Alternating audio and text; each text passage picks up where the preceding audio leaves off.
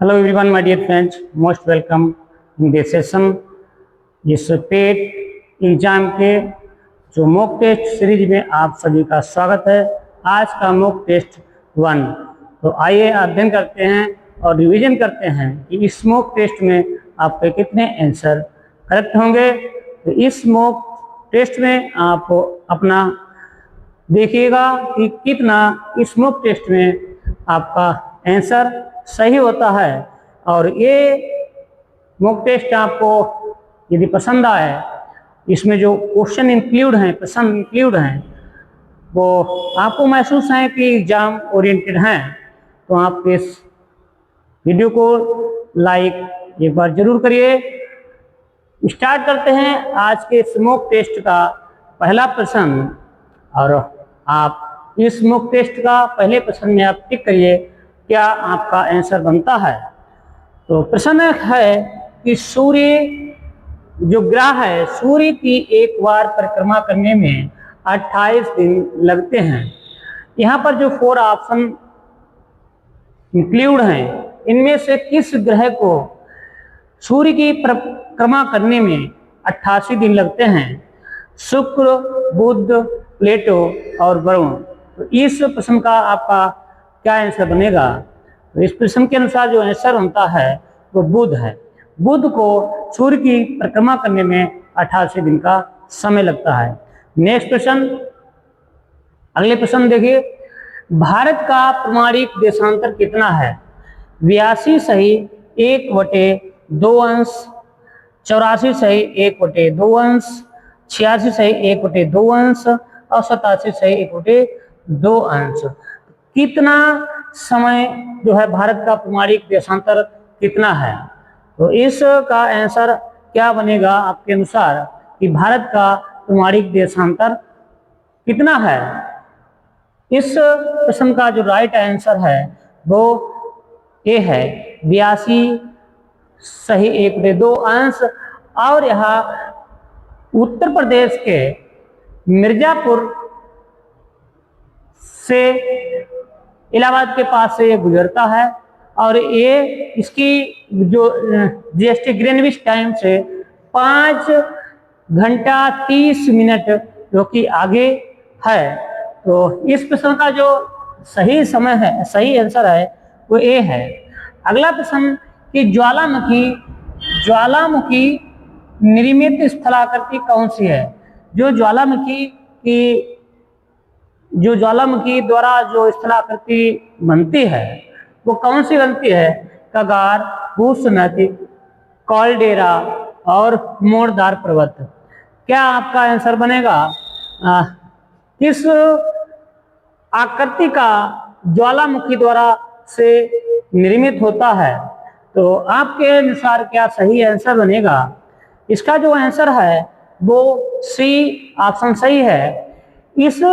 जब ज्वालामुखी विस्फोट के साथ जब फटती है तो उसका जो एक सिरा है वो नीचे धंस जाता है और वो एक कटोरे नुमा में तब्दील हो जाती है। तो उसे हम कॉलडेरा नाम से जाने जाते हैं। अगला प्रश्न है कि कौन सी नदी समुद्र में मिलने से पहले एक विस्तृत मरुस्थल से होकर गुजरती है?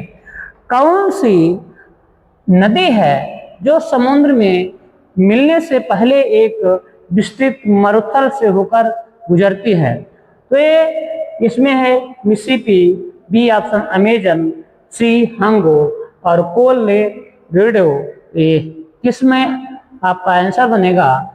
तो यह संयुक्त राज्य के अमेरिका से होती हुई ये शुष्क स्थानों से गुजरती हुई या विस्तृत मरुस्थल का निर्माण करती है, मरुस्थल से होकर गुजरती है। तो इसका राइट ऑप्शन है डी। इस प्रश्न का राइट ऑप्शन है। ये संयुक्त राज्य अमेरिका से मरुस्थल से होकर ये शुष्क स्थानों से गुजरती हुई या जो नदी है वो कोलोराडो है। अगला प्रश्न है कि कौन सी चट्टान स्लेट में परिवर्तित होती है?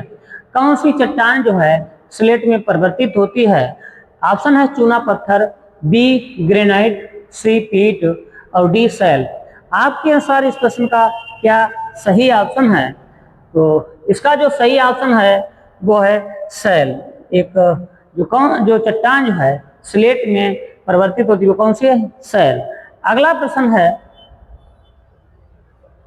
बिहार में गंगा की दक्षिण सहायक नदियां कौन सी हैं? बिहार में ए मोस्ट इंपॉर्टेंट क्वेश्चन है, very very most important question. Bihar में गंगा की दक्षिण सहायक नदियां कौन सी हैं? तो सोन, पुनपुन, दामोदर, सोन, पुनपुन, किऊल, सोन, कोसी, अजय और गंडक, कोसी, घाघरा। तो इस प्रश्न का राइट ऑप्शन है बी। अगला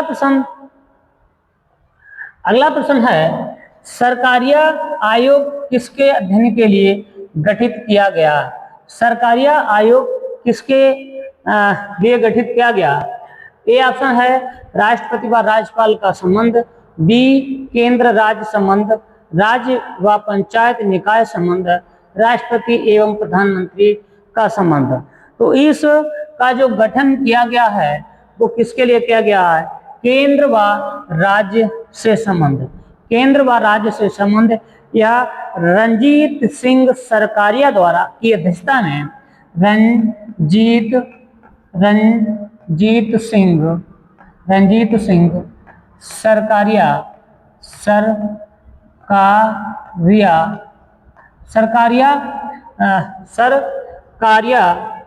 की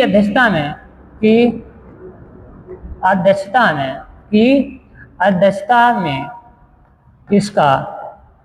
इसका जो है गठन किया गया था, गठन हुआ। तो इस प्रश्न का जो राइट ऑप्शन है वो क्या है? कि बी ऑप्शन सही है। अगला प्रश्न, नेक्स्ट प्रश्न है कि कांग्रेस संगठन की आरंभिक मांगे क्या थी? कांग्रेस की जो शुरुआती मांगे क्या थी? ए ऑप्शन है अधिक संख्या में जनता के प्रतिनिधित्व का शामिल करना, बी शस्त्र अधिनियम की समाप्ति, सी ऑप्शन ICS परीक्षा का इंग्लैंड एवं भारत में एक साथ आयोजन। सभी इस प्रश्न के अनुसार जो आंसर हैं वो सभी सत्य हैं। तो बी ऑप्शन इस प्रश्न का राइट आंसर है। अगला क्वेश्चन है, फील्ड मार्शल की पदवी पाने वाले प्रथम भारतीय कौन थे? फील्ड मार्शल की पदवी पाने वाले पहले भारतीय कौन थे? तो इस प्रश्न को आपको राइट ऑप्शन चूज करना है। क्या आपके अनुसार अकॉर्डिंग इसका आंसर बनेगा करियप्पा, बेबूर और मानेकशॉ? उपयुक्त में से कोई नहीं। तो इस प्रश्न का आपको चूज करना है, सही ऑप्शन क्या होगा कि भारत के फील्ड मार्शल की पदवी पाने वाले पहले प्रथम व्यक्ति कौन हैं? तो इस प्रश्न का राइट ऑप्शन है सी मानेकशॉ। ये भारत के पहले कैप्टन है। इन्हीं के द्वारा एक युद्ध का नेतृत्व किया गया था। ये भारत के जो है इन्हीं के नेतृत्व में एक युद्ध लड़ा गया था। तो इस प्रश्न का जो सही ऑप्शन है सी मानेकशॉ, ये पहले कैप्टन रहे और फील्ड मार्शल की पदवी इनको दी गई थी। तो इसलिए ऑप्शन है आपका सी सही है। नेक्स्ट प्रश्न, RD बनर्जी द्वारा मोहनजोदड़ो की खोज कब हुई? RD बनर्जी के द्वारा मोहनजोदड़ो की खोज कब हुई? या मोस्ट इंपॉर्टेंट क्वेश्चन है, वेरी मोस्ट इंपॉर्टेंट क्वेश्चन है। इसका सही ऑप्शन चूज करना है। क्या इस प्रश्न का सही ऑप्शन होगा? तो इस प्रश्न का जो सही ऑप्शन है वो सी है, करेक्ट ऑप्शन सी। अगला प्रश्न देखिए, सुमेलित कीजिए योजना वर्ष। यहाँ पर ए ऑप्शन में वहां पर 1, 2, 3 वर्ष दर्शाए गए हैं। तो यहाँ पर आपको कूट मिलाना है कि किस वर्ष में किस योजना को फॉलो किया गया था, किसका गठन किया गया था। यहाँ पर जो ऑप्शन ए है मनरेगा, यहाँ पर मनरेगा के सामने आपको प्रदर्शित हो रहा है कि 2014। आपको चूज करना है कि इसका मनरेगा का जो शुरुआत की गई थी किस वर्ष में ये मनरेगा आपको प्रदर्शित हुई, कब मनरेगा को लागू किया गया। तो इस मनरेगा को जो लागू किया है 2005 में इसका राइट आंसर बनेगा वर्ष 2005 में मनरेगा आई थी। प्रधानमंत्री जन धन योजना ये कब शुरुआत हुई थी? इसकी शुरुआत वर्ष 2014 में की गई थी। अटल पेंशन योजना ग्राम उदय से भारत उदय, तो इस प्रश्न का क्या ऑप्शन होगा? अटल पेंशन योजना यह 2015 में आई थी और ग्राम उदय से भारत उदय ये आपको 2014 में आपको प्रदर्शित हुई थी या 2014 में लागू हुई ही। तो इसका जो ऑप्शन सही बनता है वो बी ऑप्शन सही है। यह क्वेश्चन जो है वेरी जो है मोस्ट इम्पॉर्टेंट प्रश्न है। अगला प्रश्न, जिला न्यायाधीशों की कौन नियुक्त करता है? जिला के न्यायाधीशों की कौन नियुक्त करता है? संबंधित राज्य के उच्च न्यायालयों का प्रमुख न्यायाधीश। बी ऑप्शन है संबंधित राज्य का राज्यपाल। सी संबंधित राज्य का लोक सेवा आयोग। डी संबंधित राज्य का मुख्यमंत्री। तो क्या इस प्रश्न के अनुसार आपके अनुसार सही होगा प्रश्न? आप टिक करिए, कमेंट करिए। तो इस प्रश्न का जो सही ऑप्शन है वो बी। नेक्स्ट प्रश्न है कि आजाद हिंद फौज का गठन कब हुआ था? आजाद हिंद फौज का गठन कब हुआ था? यह क्वेश्चन वेरी मोस्ट इंपॉर्टेंट है। वेरी मोस्ट इंपॉर्टेंट क्वेश्चन है। आजाद हिंद फौज का गठन कब हुआ था? 1942 में इसका सही प्रश्न है। अगला प्रश्न है कि जलियांवाला बाग हत्याकांड के समय वायसराय कौन था? जलियांवाला बाग के जो कांड हुआ था इस समय कौन वायसराय था? ये भी क्वेश्चन आपके लिए महत्वपूर्ण है।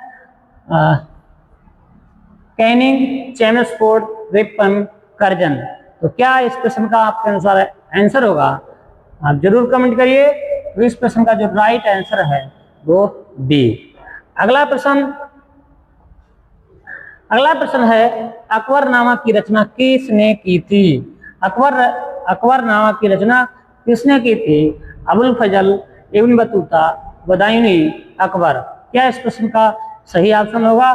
तो इसका सही ऑप्शन है वो ए। अगला प्रश्न, भारतीय राजनीति में महात्मा गांधी का अवतरण किस आंदोलन से हुआ है? वेरी इंपॉर्टेंट क्वेश्चन है। वेरी मोस्ट इंपॉर्टेंट क्वेश्चन कि भारतीय राजनीति में महात्मा गांधी का अवतरण कब हुआ? यह भारतीय राजनीति में महात्मा गांधी ने किस आंदोलन से उन्होंने अपनी शुरुआत की थी? यहाँ पर जो ऑप्शन है दांडी मार्च, बी असहयोग, सी चंपारण और डी भारत छोड़ो। तो कमेंट करिए क्या ऑप्शन होगा। तो इसका जो सही ऑप्शन है वो सी चंपारण, जो कि 1917 में इसकी शुरुआत हुई थी। तो इस 1970 में चंपारण के आंदोलन में महात्मा गांधी ने अपनी राजनीति की शुरुआत की थी। अगला प्रश्न है कि पोखरण जहां आणविक परीक्षण किए गए किस राज्य में अवस्थित है? पंजाब, राजस्थान, गुजरात, जम्मू कश्मीर। तो आपको इस प्रश्न का चूज करना है। क्या इस प्रश्न का आंसर बनता है? तो इस प्रश्न का जो राइट ऑप्शन है वो है बी। अगला प्रश्न आपको चूज करना है, क्या इसका सही आंसर बनेगा? किस पुस्तक से संबंध वंदे मातरम उदत है? कि किस पुस्तक से जो वंदे मातरम गीत है वो उदत है, किस पुस्तक से लिया गया है? कामायनी, कादम्बरी, आनंद मठ, चंद्रगुप्त। इसका सही प्रश्न है वो सी आनंद मठ। अगला प्रश्न, इस प्रश्न का क्या आंसर बनेगा कि वाल्मीकि ने जो रामायण की रचना की किस भाषा में की थी? किस भाषा में वाल्मीकि ने रचना की? तो हिंदी, संस्कृत, अवधी, मैथिली। यह बहुत कॉमन आंसर है, सभी लोग जानते हैं संस्कृत। अगला प्रश्न देखिए, जय जवान जय किसान का नारा किसने दिया था? यह मोस्ट इंपॉर्टेंट है क्वेश्चन। जय जवान जय किसान का नारा किसने दिया था? इंदिरा गांधी, लाल बहादुर शास्त्री, बाल गंगाधर तिलक, जवाहरलाल नेहरू। तो इसका जो प्रश्न का आंसर है वो आपको चूज करना है। कि क्या इस प्रश्न का सही आंसर बनेगा। मोस्ट इंपॉर्टेंट क्वेश्चन है। तो इस प्रश्न का जो राइट आंसर है वो सी है। लाल बहादुर शास्त्री ने जय जवान जय किसान का नारा दिया था। यदि प्रश्न आपको पसंद आए तो लाइक और कमेंट जरूर करिए। अगला प्रश्न है कि नीति आयोग के संबंध में क्या सही है। नीति आयोग के संबंध में क्या सही है, मोस्ट इंपॉर्टेंट क्वेश्चन है, वेरी वेरी मोस्ट इंपॉर्टेंट एक प्रश्न है कि इसकी स्थापना योजना आयोग के स्थान पर की गई। दूसरा कथन है कि केंद्रीय वित्त मंत्री इसका प्रमुख होता है। तो इस कूट में कूट जो दिया गया है, नीचे आपको कूट दिया है केवल एक, केवल दो, एक व दो। तो इस प्रश्न के अनुसार क्या आपका आंसर बनेगा कि नीति आयोग के संबंध में क्या सही है। तो इस प्रश्न का ऑप्शन है कि ए, केवल एक कथन, पहला जो कथन है वो सत्य है। इसकी स्थापना जो है योजना आयोग के स्थान, पहले योजना आयोग चलती थी, उसी के स्थान पर इसे नीति आयोग को की स्थापना हुई। तो इस कथन के अनुसार पहला ऑप्शन सही। अगला जो प्रश्न है, कबूतर किसका प्रतीक है। कबूतर किसका प्रतीक है, न्याय का, प्रतिवाद का, शांति का, संधि का। क्या आंसर होगा आप कमेंट जरूर करिए। अगला प्रश्न, इसका जो राइट ऑप्शन बनता है वो सी। नेक्स्ट प्रश्न है, इस प्रश्न का क्या आंसर बनेगा। वंग आंदोलन से संबंधित निम्नलिखित कथनों में कौन सा कथन सत्य है। 16 अक्टूबर 1905 को जिस दिन विभाजन लागू हुआ था वह दिन शोक दिवस के रूप में मनाया गया। दूसरा, आंदोलन के दौरान बंगाल नेशनल कॉलेज तथा बंगाल टेक्निकल इंस्टीट्यूट की स्थापना की गई।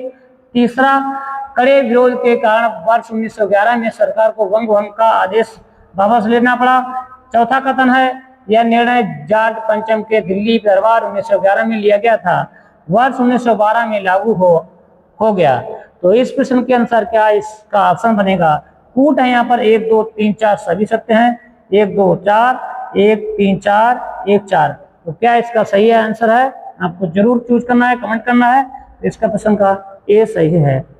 अगला प्रश्न देखिए कि निम्न में से किस अधिवेशन में नरम पत्ती और गर्म पत्ती दोनों बहिष्कार के अस्त्रों को पूरे भारत में लागू किया गया या सिर्फ बंगाल में उलझ पड़े। इस शब्द को आपको ध्यान देना है कि किस अधिवेशन में नरम पत्ती व गर्म पत्ती उलझ पड़े। तो इस प्रश्न का जो राइट ऑप्शन है वो वर्ष 1906 में कलकत्ता के अधिवेशन में ये दोनों नरम पत्ती व गर्म पत्ती जो थे उलझ पड़े। और इस वर्ष 1907 में आते आते इस सूरत के अधिवेशन में ये नरम पत्ती और गर्म पत्ती दोनों जो है अलग हो गए। कब अलग हुए, 1907 में अलग हुए, लेकिन इनका जो विरोध हुआ वो आपस में उलझ पड़े। कब उलझे, कलकत्ता के अधिवेशन में 1906 के अधिवेशन में दोनों में आपस में टकराव हुआ। और 1907 में ये सूरत के अधिवेशन में जो है अलग हो गए। तो इस प्रश्न का जो राइट ऑप्शन बनता है वो बी बनता है इस प्रश्न के अनुसार। तो आज के सेशन के 25 MCQ से यदि आपको MCQ पसंद आए हों तो लाइक और शेयर करिए। मिलते हैं नेक्स्ट क्विज में, तब तक के लिए जय हिंद, जय भारत।